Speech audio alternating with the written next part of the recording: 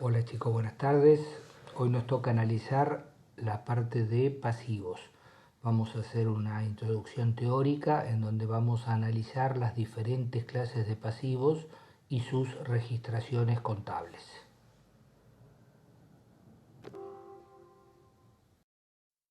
Bueno, entonces el primer concepto que nosotros tenemos que recordar es el concepto de pasivos. Recordemos que era una obligación de contenido económico a cancelar entregando dinero, bienes o prestando un servicio. ¿Y qué características tenía esa obligación? Que era una obligación cierta, ineludible, que había que respetar. O también estaba la posibilidad de una obligación, que esa obligación sea probable o lo que nosotros llamábamos contingente. Así es que, teniendo en consideración la definición que hicimos en la filmina anterior, vemos que hay dos grandes grupos de pasivos. Los pasivos ciertos o ineludibles. Eso significa que el pasivo existe y no se puede evitar. Y una segunda clase de pasivos que son los pasivos contingentes, que son obligaciones que pueden ocurrir o no y que su monto puede estimarse razonablemente. Vamos a la primer parte de esos pasivos, los pasivos ciertos, los que son ineludibles. Y ahí también tenemos dos grandes grupos. Aquellos pasivos ciertos cuyo monto está determinado, es conocido tanto por el deudor como el acreedor, o sea que si yo compro mercaderías por 100 pesos y las compro a crédito, yo sé que tengo que pagar 100 pesos y la persona que me vendió sabe que me tiene que cobrar 100 pesos. El monto está determinado, es conocido tanto por uno como por otro. Pero no son los únicos pasivos ciertos que existen. Hay pasivos que también son ciertos, o sea, no hay ninguna duda que el pasivo existe, pero cuyo monto es determinable, lo tengo que estimar razonablemente. ¿Está claro? Entonces, estamos siempre hablando de pasivos ciertos, ineludibles. ¿Sí? Lo único que modifica un pasivo cierto de monto determinado a uno de monto determinable es justamente ese concepto que es que el monto está fijo o no. Vamos entonces a analizar estos pasivos ciertos de monto determinado. Les vuelvo a reiterar y por otra vez más que estos pasivos son ciertos, ineludibles y el monto está determinado.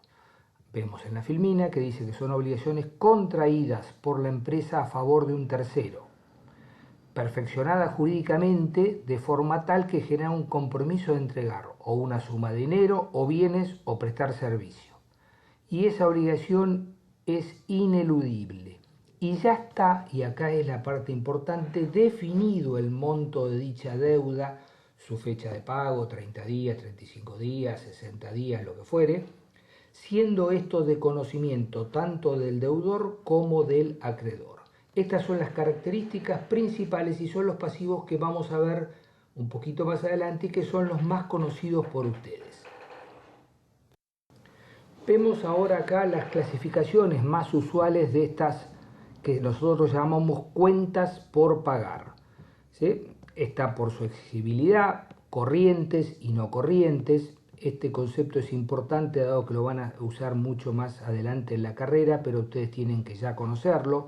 Son pasivos o activos corrientes los que su plazo de vencimiento es a un año, pero ese año está contado desde la fecha de cierre de ejercicio contable. ¿Sí? O sea que nosotros nos paramos en la fecha de ejercicio contable. Si ese pasivo vence antes de los 365 días de la fecha de cierre de ejercicio, será un pasivo corriente. De lo contrario, es un pasivo no corriente. Por lo tanto, les vuelvo a reiterar, en la definición tenemos que hablar que es un año de plazo, pero desde la fecha de cierre de ejercicio contable.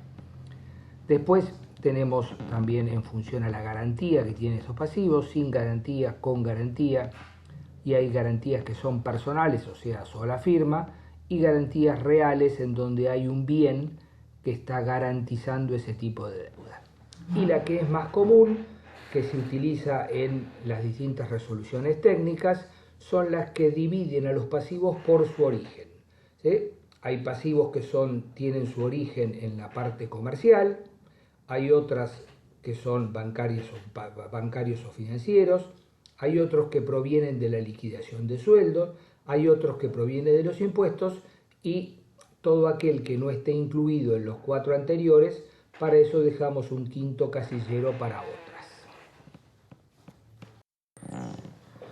Vamos ahora a algunos ejemplos de cuentas que vamos a utilizar en estos pasivos que son ciertos y de monto determinado, o sea, tanto deudor como acreedor saben exactamente el monto. Y eso pasa con pasivos comerciales, las cuentas principales, proveedores, acreedores varios, obligaciones a pagar, cheque de pago diferido a pagar. Bancarias y financieras tenemos la principal, que es adelantos en cuenta corriente, y los distintos préstamos, tanto prendarios, hipotecarios o a sola firma. Son todos pasivos, donde la característica principal que tiene es que son pasivos ineludibles y que el monto está determinado.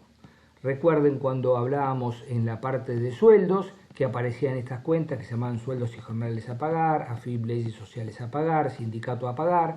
Todas estas deudas tienen esa característica que su monto ya está fijo por la liquidación de sueldos. Después aparecen los pasivos fiscales, que son los impuestos generalmente a pagar, IVA, ganancias, ingresos brutos, etcétera, son toda la parte de pasivos. Y hay algunas otras cuentas que no las podemos incorporar en las anteriores y entonces figuran en otras. Una que vamos a ver un poquito adelante, que se llama dividendos a pagar en efectivo, otra honorarios directores a pagar, anticipo de clientes.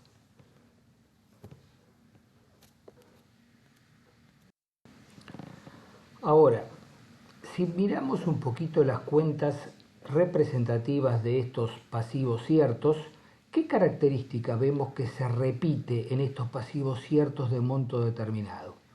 Y acá vemos la respuesta, que la mayoría de las cuentas contables su denominación termina a pagar, ¿sí?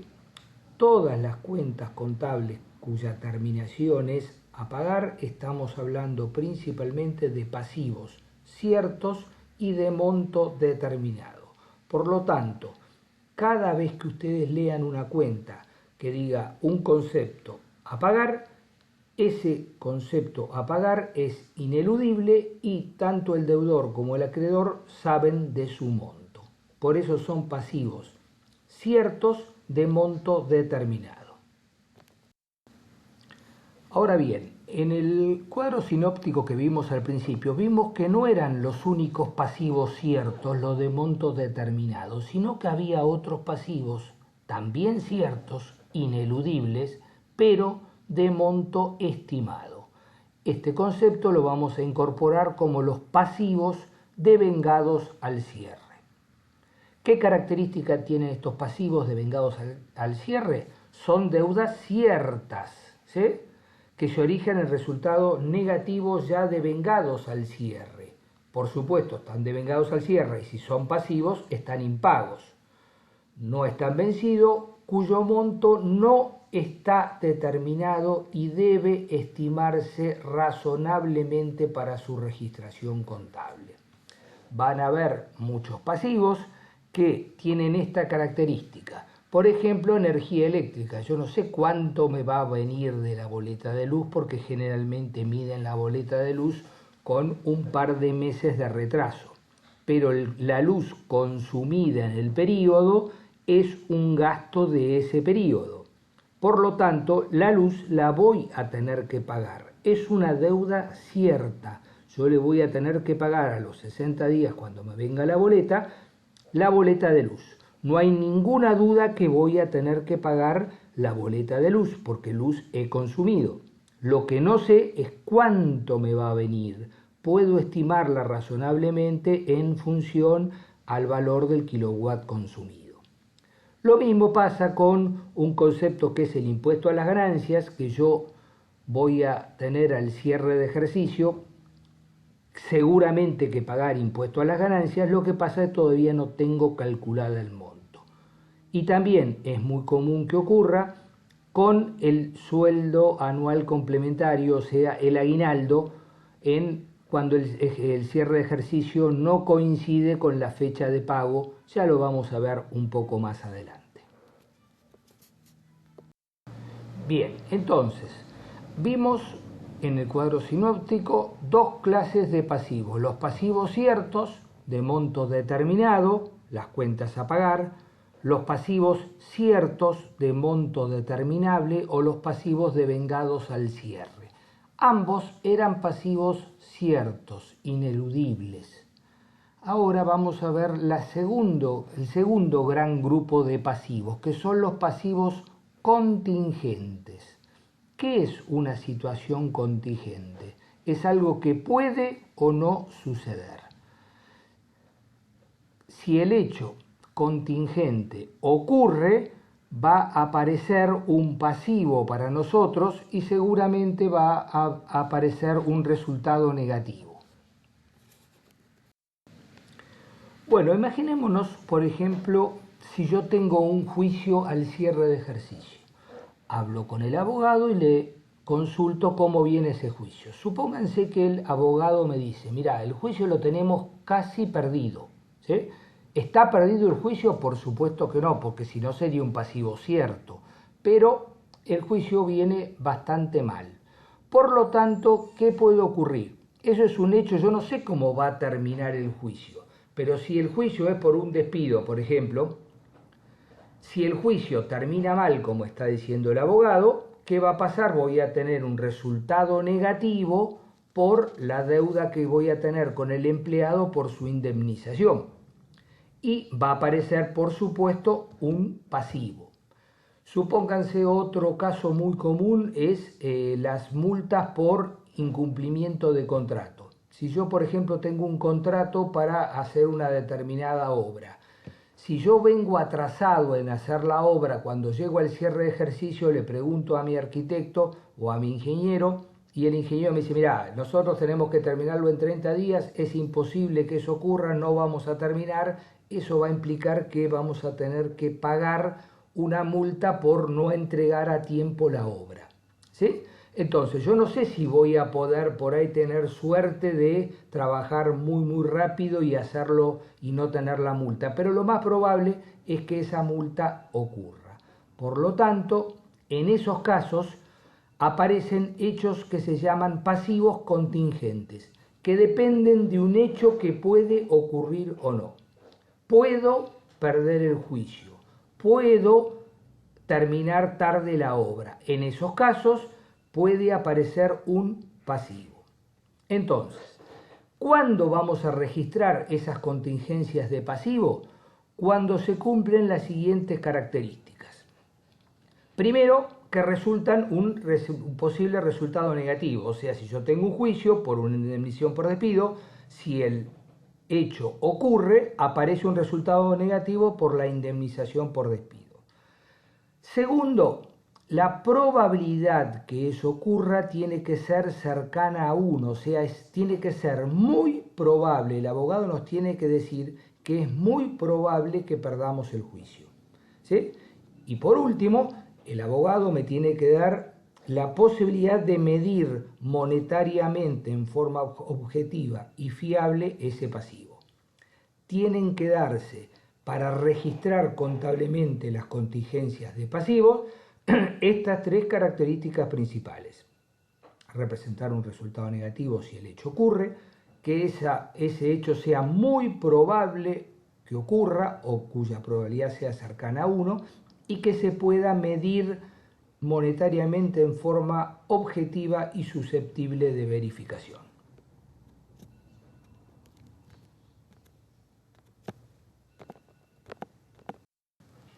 Entonces, seguramente en años posteriores vamos a analizar que si todas estas condiciones se cumplen, vamos a tener que registrar contablemente estos pasivos contingentes a través de un método que se llama la constitución de previsiones. Este año no lo vamos a ver, pero en años posteriores ustedes lo van a analizar. Así que recuerden que están los pasivos ciertos y los pasivos contingentes. Los pasivos ciertos de monto determinado, las cuentas a pagar, los pasivos ciertos de monto determinable, los pasivos devengados al cierre y los pasivos contingentes. Con respecto a los pasivos contingentes, esto es lo único que vamos a ver este año. Lo que en Conta 1 pretendemos que ustedes conozcan de estos pasivos es que son pasivos contingentes, inciertos que pueden ocurrir o no. Que el monto también es estimado. Recuerden que en el ejemplo que yo les di del abogado, el abogado estima cuánto va a ser el monto del juicio que voy a tener que pagar. Manu. Bueno, ahora vamos con el último tema, que es algo bastante especial, que es la remuneración del directorio. Y nuestra duda contable es si eso es la remuneración que le pagamos al directorio, cómo se debe registrar contablemente.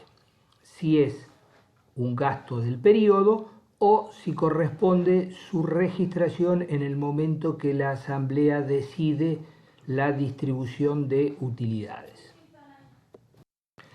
¿Qué características tiene la labor del directorio? Recordemos que en una empresa, en una sociedad anónima, quienes realizan la tarea de administración son generalmente los directores o los gerentes.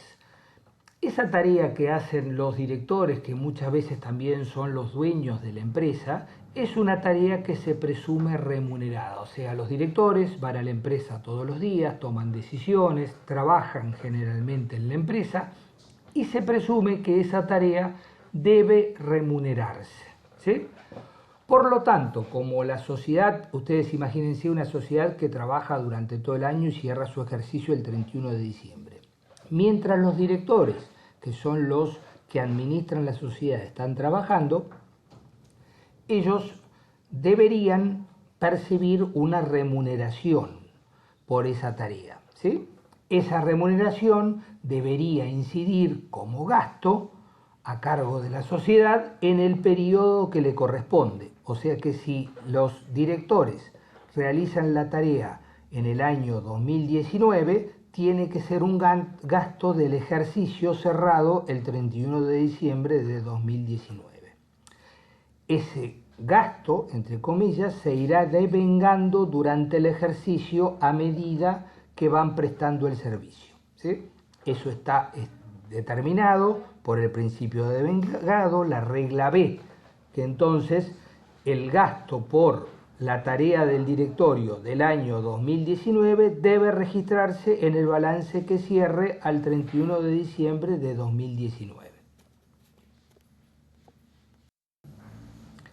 Ahora, ¿cuál es el inconveniente? Que en realidad, de acuerdo a la ley de sociedades, la remuneración del directorio lo fija la asamblea. O sea que los directores pueden estimarse una remuneración que ellos crean conveniente en función a la tarea que realiza.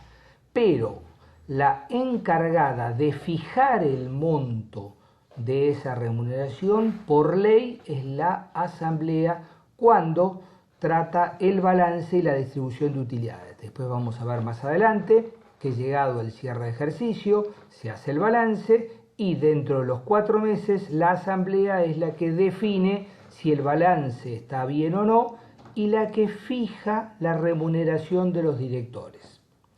Por lo tanto, llegamos a qué conclusión? Que al cierre de ejercicio, esa tarea de los directores es un gasto de ese periodo, ¿sí? Que es un pasivo cierto, pero su monto es determinable. ¿Por qué es determinable? Porque por ley lo fija la asamblea. Generalmente, el mismo directorio al cierre del ejercicio lo que hace es estimar razonablemente lo que cree que le corresponde ganar, inclusive tanto la ley de sociedades como la Comisión Nacional de Valores tienen bastante requisitos o normas para fijar esa remuneración. Pero la que siempre tiene la última palabra es la asamblea. Por lo tanto, el monto no queda determinado hasta que la asamblea así lo defina, ¿sí? Es un pasivo cierto, ¿por qué? Porque esa gente trabajó y tiene derecho a cobrar honorarios. Lo que sí, el monto, si bien puede estimarse más que razonablemente, no queda fijo hasta que la asamblea lo apruebe. Así es que al cierre de ejercicio contable nosotros vamos a tener que registrar el devengamiento de los honorarios estimados por el propio directorio, ad referendum de lo que diga la asamblea. Por lo tanto, vamos a registrar un resultado negativo. En el asiento acá no vemos cifras, pero es una cifra estimada. Y la contrapartida, nosotros en el apunte le llamamos honorarios directores propuestos, o si ustedes quieren, honorarios directores devengados a vencer. ¿Por qué? Porque se trata de un pasivo cierto, pero de monto determinable.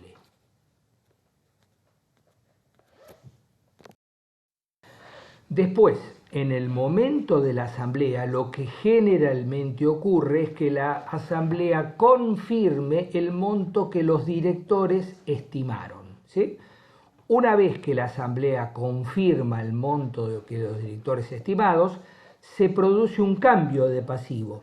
Deja de ser un pasivo cierto de monto determinable para transformarse en un pasivo cierto de monto determinado, en honorarios directores a pagar.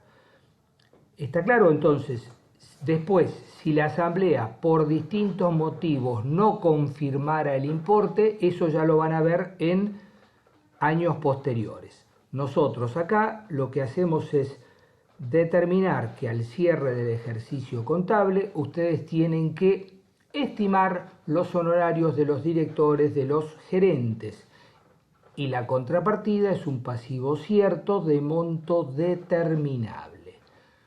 Cuando la asamblea confirma ese pasivo, en vez de pasar a ser un pasivo cierto de monto determinable, se transforma en una cuenta a pagar, o sea, en un pasivo cierto de monto determinado.